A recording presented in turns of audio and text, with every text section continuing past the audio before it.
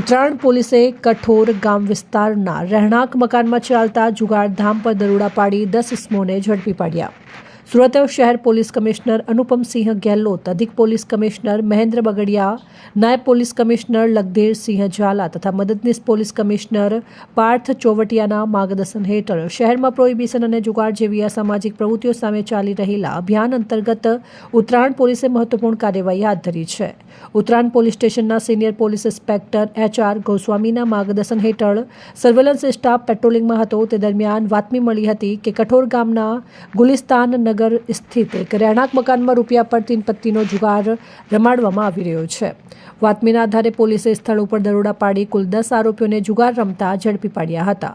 કાર્યવાહી દરમિયાન રોકડ રકમ, મોબાઈલ ફોન, ગંજી પત્તા સહિત કુલ 89,010નો મુદ્દામાલ કબજે કરવામાં આવ્યો હતો. આ અંગે ઉત્તરાયણ પોલીસ સ્ટેશનમાં પાર્ટ B ગુનો રજિસ્ટ્રેશન નંબર મુજબ જુગાર ધારા કલમ 4 અને 5 હેઠળ ગુનો નોંધાવી કાયદેસરની કાર્યવાહી હાથ ધરવામાં આવી છે.